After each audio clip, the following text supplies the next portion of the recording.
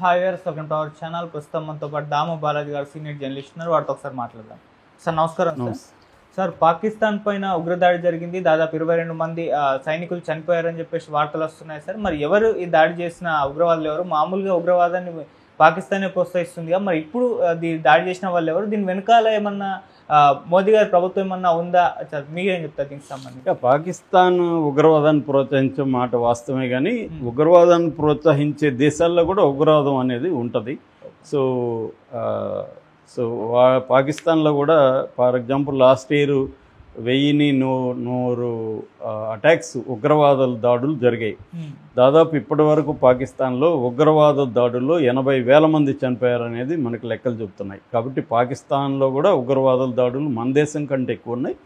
అయితే ఇక్కడ పాకిస్తాన్లో ఇప్పుడు వస్తున్న వార్త ఏంటంటే నిన్నని కాదు, నిన్న ఒక వీడియో వైరల్ అవుతుంది. ఆ వీడియోలో ఏముందంటే పాకిస్తాన్లో మిలిటరీ కాన్వాయ్ మీద అటాక్ జరుగుతుంది. ఆ అటాక్లో 22 మంది మిలిటరీ పర్సన్స్ చనిపోయారు అని చెప్తున్నారు. సో అసలు ఎవరు ఈ దాడి చేశారు, దీని వెనక భారత్ ఉందనేది కూడా పాకిస్తాన్ వాళ్ళు ఆరోపిస్తున్నారు. సో ఇది ఎవరు చేశారు, ఎందుకు చేశారు, వాళ్ళ పూర్వపరాలు మాట్లాడుకుందాం. పాకిస్తాన్లో బేసిక్గా ఇంటర్నల్గా మనకి ఇక్కడ ఎట్లయితే మావోయిస్టులు ఉన్నారో అక్కడ పాకిస్తాన్లో ఏంటంటే 2 రకాల ప్రధానంగా మిలిటరీ సమస్యలు వాళ్ళకి ఉన్నాయి. ఒకటి బెలూచిస్తాన్ రెబల్స్ అటాక్స్ రెగ్యులర్గా చేస్తున్నారు. పాకిస్తాన్ మిలిటరీ మీద కావచ్చు, ఇతర ప్రాంతాల మీద సూసైడ్ బాంబింగ్స్ కూడా చేస్తున్నారు.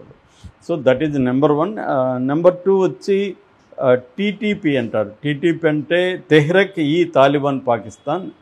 సో వీళ్ళు ఒక పక్క అటాక్ చేస్తున్నారు. ఇది ఖైబర్ పఖ్తూన్ఖ్వా అనే ప్రాంతంలో వీళ్ళు చేస్తున్నారు, వాళ్ళేమో బలూచిస్తాన్లో వాళ్ళు చేస్తున్నారు. సో మనకి టీటీపీ పక్కన పెడదాం. ఇప్పుడు మనం చెప్పుకోవాల్సింది బలూచిస్తాన్ గురించి. బలూచిస్తాన్ అనేది యాక్చువల్గా స్వాతంత్రం రాకముందు స్వతంత్ర దేశంగా ఉన్నింది. ఆ తర్వాత స్వాతంత్రం వచ్చిన తర్వాత పాకిస్తాన్ ఇండియాగా విడిపోయిన తర్వాత పాకిస్తాన్లో అది కలవాలనేసి పాకిస్తాను వీళ్ళు అనుకున్నారు, కానీ వాళ్ళు కలవడానికి ఇష్టపడలేదు. బట్ 227 రోజుల తర్వాత 1948లో దాన్ని బలవంతంగా పాకిస్తాన్లోకి కలిపేసుకున్నారు. సో అప్పుడు వాళ్ళు కలవడం ఇష్టం లేదు. ఎందుకంటే బలూచిస్తాన్లో ప్రధానంగా ఏంటంటే ఇరానిక్ ఎథ్నిక్ గ్రూప్ ఉంటారు. వాళ్ళకి సపరేట్ భాష బలూచ్ అనే ఒక లాంగ్వేజ్ ఉంటుంది. వాళ్ళు ఎథ్నిక్గా సపరేట్గా ఉంటారన్నమాట. వాళ్ళు ఒక ట్రైబల్ గ్రూప్ అని చెప్పచ్చు. ట్రైబల్ కల్చర్ ఎక్కువ ఉంటుంది వాళ్ళకి. సో వాళ్ళు ఇరాను, పాకిస్తాను, ఆఫ్ఘనిస్తాన్లో కూడా సంబంధించిన జాతి అనొచ్చు వాళ్ళు ఉంటారు. సో వాళ్ళకి సపరేట్ దేశం కావాలనుకుంటారు, కానీ వాళ్ళు బలవంతం కలిపేశారు. కలిపేసినాక ఏమైందంటే పాకిస్తాన్లో ప్రావిన్సెస్ అంటారు. ఈ ప్రావిన్సెస్లో అతిపెద్ద ప్రావిన్స్ అంటే మొత్తం దేశం భూభాగంలో 44% భూభాగం బలూచిస్తాన్లో ఉంటుంది. అయితే జనాభా చాలా తక్కువ. మొత్తం జనాభాలో 5% మాత్రమే అక్కడ ఉంటారు. అయితే ఇక్కడ ఏమవుతుందంటే అణచివేత అనేది జరుగుతుంది. వాళ్ళ వనరులు కొల్లగొట్టుకోకపోవడం. అంటే వాళ్ళ వనరులు అంటే ప్రధానంగా ఏమున్నాయి? చమురు నిక్షేపాలు ఉన్నాయి, బొగ్గు ఉంది, నేచురల్ గ్యాస్ ఉంది, బంగారం ఉంది, రాగి ఉంది. ఫర్ ఎగ్జాంపుల్ సూయి గ్యాస్ ఫీల్డ్ అనేది వెరీ పాపులర్ అక్కడ. తర్వాత రికో డిగ్ మైన్స్ అనేవి ఉన్నాయి. వీటిలో నుంచి మొత్తం తీసుకెళ్ళిపోతుంది. కానీ సంపద డిస్ట్రిబ్యూషన్లో వీళ్ళకి అన్యాయం జరుగుతుంది. అట్లాగే పొలిటికల్ రిప్రజెంటేషన్లో కూడా బలూచిస్తాన్ ప్రజలకి న్యాయం జరగట్లేదు. సో అంటే వాళ్ళకి ఏంటంటే లిటరసీ లోయెస్ట్ ఉంది, హై ఇన్ఫ్లేషన్ ఉంది, ఇన్ఫాంట్ అండ్ మెటర్నల్ అంటే తల్లులు పిల్లలు చనిపోయే రేటు కూడా అక్కడ చాలా ఎక్కువ ఉంది. అట్లాగే వాళ్ళ లాంగ్వేజ్ని తొక్కిపెట్టేస్తున్నారు, వాళ్ళ కల్చర్ని తొక్కేస్తున్నారు, హ్యూమన్ రైట్స్ లేవు. ఇది దానివల్ల ఏమవుతుందంటే బలూచిస్తాన్లో మెల్లగా తిరుగుబాట్లు అనేవి మొదలైనాయి. అది ఇటీవల కాలంలో పెరిగాయి. సో బలూచిస్తాన్ తరఫున పోరాడే గ్రూప్స్ ప్రధానంగా 2గా డివైడ్ చేయొచ్చు. ఒకటేమో ఆర్ముడ్ గ్రూప్, సాయుధంగా ఉండి గెరిల్లా పోరాటం చేస్తున్న గ్రూపు పేరు BLA అంటారు, అంటే బలూచ్ లిబరేషన్ ఆర్మీ. రెండవది BYC అంటే బలూచ్ ఎగ్జిక్యూటివ్ కమిటీ. ఈ బలూచ్ ఎగ్జిక్యూటివ్ కమిటీ BYC అనేది లీగల్గా ఉంటూ పోరాటం చేసే ఒక సంస్థ. వీళ్ళు లీగల్గా ఉంటారు, విత్ ఇన్ ద లీగల్ పెరిమీటర్లోనే వాళ్ళు నిరసన తెలియజేస్తుంటారు. ఈ 2 రకాల పోరాటాలు అక్కడ జరుగుతున్నాయి. అయితే పాకిస్తాన్ ఆర్మీగా ఏం చేస్తుందంటే ఈ 2 పోరాటాలను కూడా ఉక్కుపాదంతో అణిచివేస్తుంది. అంటే దాదాపు ఇప్పటి వరకు 5228 మంది మిస్సింగ్ ఉన్నారు, బెలూచిస్తాన్లో మాయమైపోయారు. వాళ్ళ అచుకి తెలియలేదు. ఎప్పుడు 2020 తర్వాత ఈ 5 ఏళ్లలో 5,000 మందికి పైన మిస్ అయిపోయారు. ఇంకొక 5-10,000 మందిని చంపేశారు. అట్లాగే జైళ్ళల్లో చాలామందిని వేసి కుక్కారు. అంత నిర్బంధం ప్రయోగించే కొద్దీ వాళ్ళు పెరుగుతున్నారు అన్నమాట.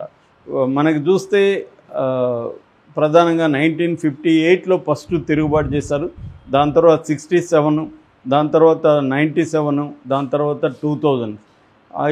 2000 తర్వాత 20 తర్వాత బాగా పెరిగింది. ఈ 4-5 ఏళ్లలో వీళ్ళ ఉద్యమం బలంగా పెరిగింది. దీనికి ప్రధాన కారణం ఏంటంటే ఆఫ్ఘనిస్తాన్ నుంచి అమెరికా వెళ్ళిపోయింది 2021లో. వెళ్ళిపోయిన తర్వాత అమెరికా అనేక ఆయుధాలను కూడా అక్కడ వదిలేసి వెళ్ళిపోయింది. ఆ ఆయుధాలని వీళ్ళు ఆఫ్ఘనిస్తాన్ నుంచి తెచ్చుకోగలిగారు, కొనుక్కోగలిగారు. ఆఫ్ఘనిస్తాన్ కూడా సపోర్ట్ చేస్తుంది. మరొక కథనం ఏంటంటే ఇండియా కూడా సపోర్ట్ చేస్తుందని, ఇరాన్ కూడా కొన్ని ఏరియాల్లో సపోర్ట్ చేస్తుంది. అలాగే వీళ్ళకి బయట నుంచి సపోర్ట్ దొరకడంతో వీళ్ళు ఇప్పుడు పెద్ద ఎత్తున అటాక్స్, మిలిటరీ పరంగా పెద్ద ఎత్తున అటాక్ చేసే అవకాశం ఉంది. వీళ్ళు గత మార్చిలో జఫర్ ఎక్స్ప్రెస్ అని ఒక ఎక్స్ప్రెస్ని వాళ్ళు హైజాక్ చేశారు. దాంట్లో 300 పైన ప్రయాణికులు ఉన్నారు. 48 గంటల పాటు వీళ్ళు కంట్రోల్లో పెట్టుకున్నారు. తర్వాత దాన్నంతా కూడా వీడియో తీసి బయటకు వదిలారు. సో ఆ తర్వాత పాకిస్తానీ ఆర్మీ వెళ్ళి అటాక్ చేసింది. అందులో ఆర్మీ వాళ్ళు 20 మందికి పైన చనిపోయారు. ఓవరాల్గా 64 మంది ఆ సంఘటనలో చనిపోయారు. దాని తర్వాత ఇప్పుడు మనం చెప్పుకునే సంఘటన క్వెట్టా అనే ఒక ప్రాంతం ఉంది. ఈ క్వెట్టా అనే ప్రాంతం దగ్గర రైల్వే స్టేషన్ ఉంటుంది. ఆ క్వెట్టా దగ్గర ఒక కాన్వాయ్ని, మిలిటరీ కాన్వాయ్ వెళ్తుంటే ఆ కాన్వాయ్ మీద వీళ్ళు అటాక్ చేశారు. ఇది జరిగిన జఫర్ ఎక్స్ప్రెస్ తర్వాత జరిగింది. ఇది ఏప్రిల్ 25న జరిగింది. బట్ ఆ వీడియో నిన్న రిలీజ్ అయింది. సో ఈ జఫర్ ఎక్స్ప్రెస్లో కరెక్ట్గా సంఖ్య తెలియట్లేదు, కానీ 20 మంది అంటారు, 22 మంది అంటారు, 14 మంది అంటారు, 10 మంది అంటారు. ఇలాంటి సంఖ్య అయితే క్లియర్గా లేదు. బట్ 22 అనే సంఖ్యనే ఎక్కువ వినిపిస్తుంది. సో పాకిస్తాన్ ఆర్మీని మేము చంపామని వీళ్ళు చెప్పుకుంటున్నారు, పాకిస్తాన్ ఏమో మేము రెబల్స్ని చంపామని వాళ్ళు చెప్పుకుంటున్నారు. ఎందుకంటే ఎక్కడ అటాక్స్లో పాకిస్తాన్ ఆర్మీ చనిపోయినా ఆ లెక్కలు బయటికి చెప్పట్లేదు పాకిస్తాన్. అంటే గవర్నమెంట్ దాచిపెట్టేస్తుంది. సో ఇండిపెండెంట్ ఎంక్వైరీ చేసి తెలుసుకునే పరిస్థితి లేదు. అందుకని 2 వెర్షన్సే ఉంటాయి. ఒకటి బలూచిస్తాన్ ఆర్మీ వెర్షన్, రెండోది పాకిస్తాన్ ఆర్మీ వెర్షన్. ఈ 2 మనకు కనబడుతుంటాయి. సో ఇది ఈ Quetta and Jaffar express kidnap వెనక మోడీ ప్రభుత్వం ఉందని పాకిస్తాన్ ఆరోపిస్తుంది. ఎందుకంటే మోడీ ప్రభుత్వమే దీనికి సంబంధించిన ఎక్విప్మెంట్ కానీ, రాకెట్ లాంచర్స్ కానీ, తర్వాత ఐఈడి అంటారు, అంటే ఇంప్రొవైజ్డ్ ఎక్స్ప్లోజివ్ డివైస్. మన వాళ్ళు మావోయిస్టులు కూడా ఇవి ఎక్కువ వాడుతుంటారు. ఐఈడి ఇవన్నీ ఇప్పుడు కూడా దీన్ని ఐఈడి పెట్టే పేల్చారనమాట. ఈ ఐఈడి కూడా రిమోట్లో పేల్చవచ్చు. సో ఇప్పుడు ఆ టెక్నాలజీ వచ్చేసింది. మామూలుగా అయితే ఐఈడి మందుపాత్రలు అనేవి వైర్ కనెక్షన్లు ఇచ్చి పేలుస్తుంటారు మావోయిస్టులు. ఇప్పుడు అవి రిమోట్ టెక్నాలజీ కూడా వచ్చేసి రిమోట్లో ఆ కాన్వాయ్ మీద పేలుళ్ళు జరిగాయి, దాంట్లో చనిపోయారని చెప్తున్నారు. సో ఇదొక రకమైన బలూచిస్తాన్లో ఒక వార్ కైండ్ ఆఫ్ సిచ్యువేషన్ ఉంది. రెండవది అక్కడ చైనా కూడా యాక్టివ్గా ఉంది.